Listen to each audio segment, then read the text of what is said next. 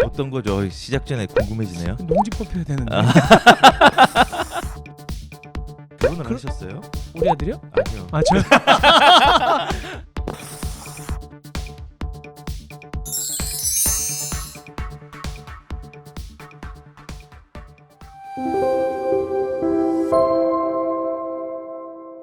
코로나와 임대차에 대한 부분인데 이게 어떤 내용일까요? 임대차가 지금 주택 임대도 있고 상가 임대도 있고 네네. 여러 가지가 있는데 네. 오늘은 어떤 내용으로 하시는 이 거죠? 코로나 임대차에 대해서는 상가 임대차랑 관계된 부분인데요. 상가 임대차 보호법이 코로나 때문에 좀 많이 바뀌었어요. 그래서 실제로 맞아요. 네. 상인들이 타격이 너무 심하니까. 사실은 저희 사무실이 임대료가 비싼 동네잖아요. 네네. 정말 많이 바뀌어요. 네. 사람들이 이제 많이 폐업을 하고 하는 바뀌어요? 경우 많이 바뀌는데 폐업을 한다고 나갈 수 없는 경우도 네. 있는 거죠. 지금 근데 이게 사실은 우리가 보기에 따라서는 임차인들도 굉장히 피해를 많이 보지만 임대인도 많이 피해를 보거든요. 네. 근데 이제 우리나라 법의 추세는 기본적으로는 지금 임차인을 보호하는 쪽으로 네. 간다. 왜냐하면 임차인들이 더 어려운 사람들이라고 보고 사회적 약자라고 보는 거예요. 그렇기 맞습니다. 때문에 법의 방향이 그쪽으로 가는 거에 대해서는 사실 임대인들이 불만도 많으실 수도 있지만 어느 정도까지는 그 감수해야 될 부분도 있다. 근데 하지만 제가 얘기하는 건 법이 너무 자주 바뀌는 거예요. 그리고 법이라고 하는 건 일반적으로 적용이 돼야 되는데 너무 편파적으로. 구체적인 사건에 대해서 누구 편을 드는 거야. 이렇게 되면 사실은 법적 안정성이 없어져요.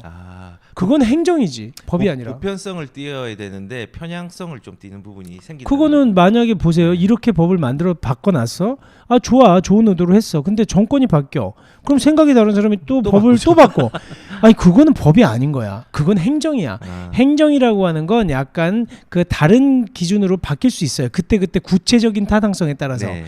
우리가 법대 가면 옛날에 제일 먼저 배운 게 법적 안정성과 네. 구체적 타당성. 네. 그건 뭐냐면 안정적으로 일반적이고 그 어떤 기본적인 틀을 주는 것을 더 강조할 거냐, 아니면 구체적인 타당성, 그러니까 구체적으로 어려운 사람들을 많이 구제해 줄 거냐, 이게 항상 충돌하는 이념이에요. 네. 근데 기본적으로 아무리 구체적인 타당성을 살리려고 한다고 하더라도 법적 안정성을 너무 많이 해치면 안 돼. 그런데 요즘에는 법이 너무 법적 안정성을 해치는 경우가 많아. 그때 바뀌는 거예요. 이거는 이념적으로 한번 좀 우리가 고민할 필요가 있는 거예요. 제가 이래서 이승태 변호사를 좋아하는 게 다른 변호사님이 이런 얘기 잘 못합니다. 이러면 아, 또 예, 그럼요. 겁나지 않으세요? 아니 나는 어려워. 그냥 기본적인 얘기한 건데.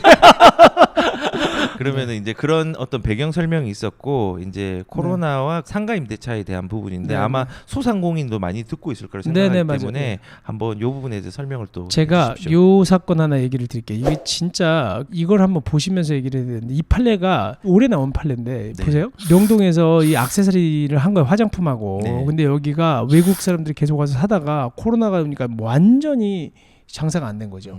매출이 90%가 떨어졌어. 근데 이 사람이 임대차 기간이 3년이었고요. 보증금이 2억 3천, 월세 2,200이었거든요. 아 비싸다. 그 여기 명동이니까 비쌌는데 제일 비싼 땅. 완전히 타격을 받은 거야. 그랬는데 이 사람들이 임대차 계획서에 뭐라고 써 있었냐면, 당사자 중 일방이 법령의 개폐, 법령이 바뀌거나 도시계획이나 화재, 홍수 등 불가항력적인 사유로 90일 이상 영업할 수 없을 경우에는 계약 해지할 수 있다, 이렇게 썼어.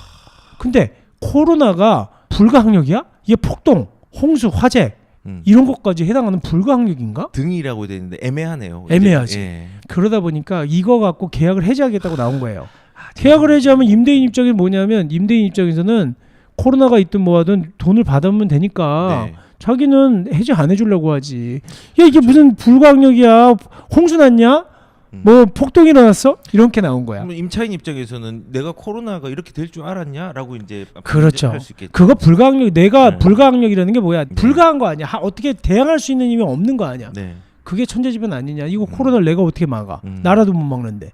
이렇게 간 거야. 이게 그러니까 법관의 고민이 된 거죠. 법이 없거든. 이 계약을 해석하는 거였어. 그랬더니 이 판사가 뭐라고 판결을 했냐면, 야 이거는 불가항력이다. 세게 나왔지. 이런 사례가 첫 사례죠. 그렇죠. 판례죠. 그렇죠. 네. 그래서 이거는 불가항력이기 때문에 이거는 계약 해지해도 돼. 그렇게 해버린 거야. 근데 누가? 서울중앙에 있는 단독 판사가. 그러면 좀 약하지 않나요? 약하지. 그걸 인정하시면 어떡합니까? 약한 건 약한 거잖아. 약해. 이게 대부분이 했어야 되는데. 그러니까요. 근데 나는 그 판사한테 박수 쳐주고 싶었어. 사실. 야 소신 있다. 다른 판사 같으면 야 이거는 법이 그렇게 인정 안 하는데 안 돼 이러는 거예요. 근데 그 판사는 나는 계약 해지해야 된다라고 본 거예요. 그러니까 불가항력적이라고 정의를 내려준 거네요. 어떻게 그렇죠. 보면. 네. 예. 그래서 이게 굉장히 화제가 됐고 나중에 이분이 지금 뭐 항소가 돼서 또 이제 다툴 수는 있지만 어쨌든 약간의 그 다른 시각으로 용기 있는 판단을 하는 거다. 저는 이런 사람들이 있어야 된다고 생각해요. 나중에 이게 그래서 법을 바꾸겠다는 거야. 지금 이 부분도 그래서 제가 코로나에 미치는 것들을 요걸 보면서 제가 얘기를 드릴게요. 지금 그러다 보니까 법무부에서 지금 올해 5월에 입법 예고를 했어요. 뭐냐면 입법 예고 했나? 코로나19 등 1급 감염병으로 3개월 이상 집합금지나 네. 제한 조치를 받은 상가 세입자가 폐업 신고를 한 경우에는 계약 해지할 수 있다. 폐업 신고를 안 하면 못 하는 거예요? 그렇죠. 정확하게 집었어요. 그러니까 네. 3개월 이상 집합금지 명령 받거나 제한 조치를 받은 세입자가 폐업 신고 손 들었을 경우 계약 해지해 줄 수 있다. 근데 이제 의무 조항은 아니고 선택 조항이나 할 수 있다. 그렇죠. 그러니까 어쨌든 이런 법을 만들려고 개정을 냈는데 아직도 개정은 안 됐어요. 그래서 하여간 그러다 보니까 그 판례가 갖는 구체적 타당성을 살린 거예요. 아까 얘기한 것처럼 법적 안정성이냐 구체적 타당성이냐. 그 판사는 두 가지 저울 속에서 고민을 하다가 구체적 타당성을 손을 들어준 거거든요. 네. 그러니까 지금 이 법이 통과가 되면 또 대신 반발하시는 분들도 많겠죠. 그렇죠. 하지만 이게 지금 아직까지 통과된 건 아니고 고민 중이다는 거고 그 다음에 또 몇 가지 문제를 볼게요. 지금 법이 좀 바뀌었어요. 계약갱신 요구에 대한 임시특례가 바뀌었어요. 그러니까 뭐냐면 한마디로 이거는 이제 법으로 보는 것보다 이거 보시면 혼돈될 수 있으니까 제가 그냥 바로 말로 할게요.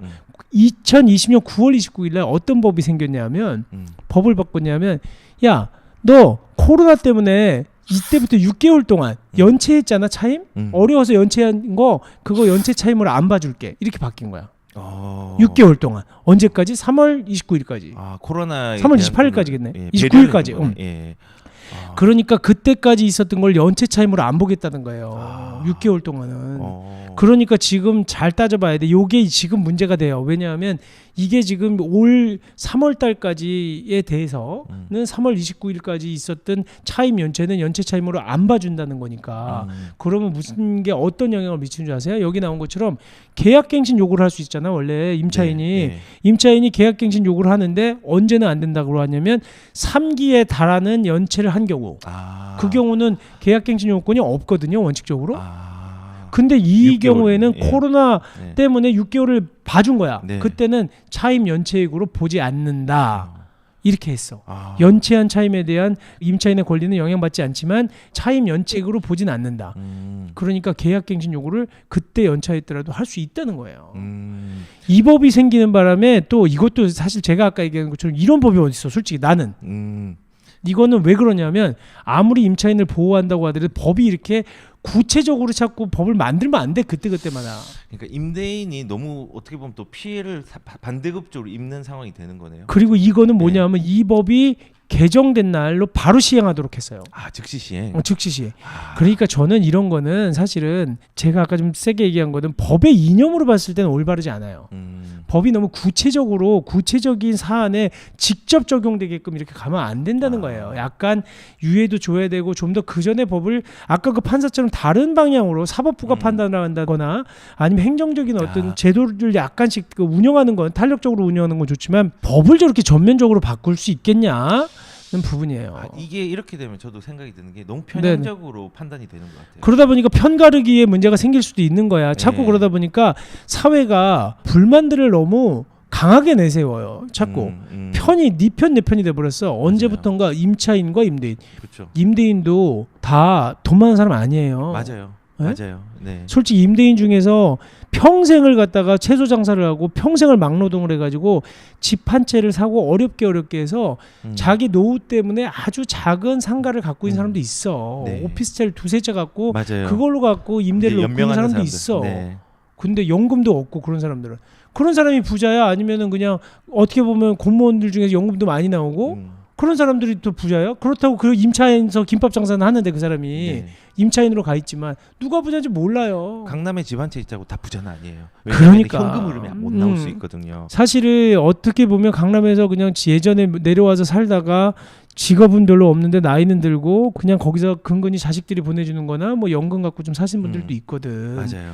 근데 그 사람들을 갖다가 무조건 너는 다 부자다 이렇게 일도 양단으로 너무 편향적으로 딱 구분해가지고 너는 부자 나는 가난한 사람 내 말 들어야지 가는 사람. 당신 말에 있는 사람이 그러면 돼? 그렇죠. 이러면 안 된다는 거야. 그렇게 편을 가를 수 있는 이념이나 이런 게 법에 들어가거나 하면 구체화되거나 그렇죠. 이렇게 되면 안 된다라는 반대도 안 되지만 네. 우리가 같이 공생해야 되고 같이 함께 살아가야 되는 게 사회인 거지. 너랑 나랑 다르다. 그리고 너랑 나랑 사회적으로도 그렇게 가르치면 안 되거든, 교육도. 근데 법도 그렇게 가면 안 되는 분들이 있어요. 그 지금 이게 또 하나의 바뀐 거야. 차임 증감 청구권이 또 그때 법이 같이 개정됐어요. 2020년도 9월 29일 날.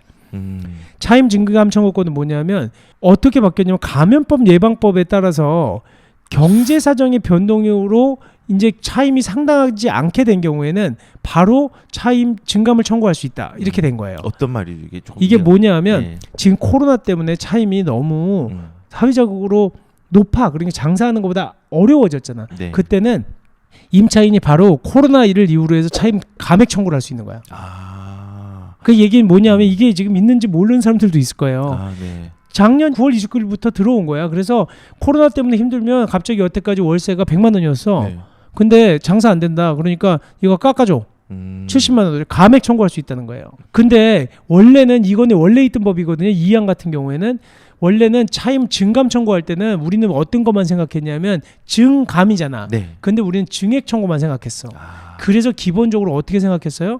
증액할 때 5% 이상 못 올린다고만 기억하고 네, 있잖아요. 네, 네. 이거는 임대인이 올릴 때 얘기인데 네, 임차인. 이제는 거꾸로 원래는 증감이기 때문에 감액도 청구할 수 있었는데 함부로 감액 청구하는 임차인은 없었어요. 여태까지. 왜냐하면 쫓겨나니까. 그렇죠. 혼날라고.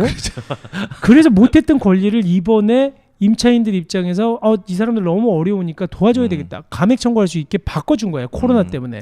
그러면 어떻게 돼요? 코로나 때문에 감액해. 그럼 돈 안 내도 돼. 나중에 법원이 봤을 때 대신 소송 걸리겠지. 감액한다고 바로 되겠어요? 그렇죠. 70만 원만 내는 거야. 어느 날 감액 청구해놓고 네.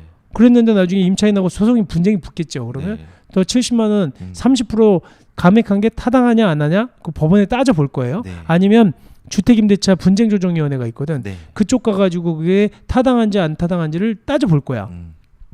근데 만약에 여러 가지 사정이 봐서 그게 타당하다고 할 수도 있고 아니라고 할 수가 있겠지만 네. 어쨌든 그런 권리를 일단 줬다는 거예요.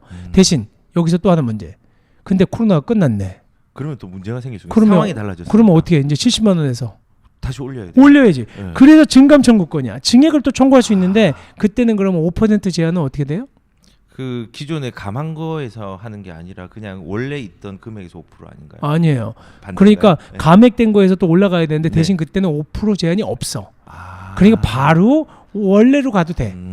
이제 상황이 바뀌었으니까 이렇게 지금 차임 증감 청구권에 대한 또 법이 바뀌었다는 거예요. 작년 9월 29일 날.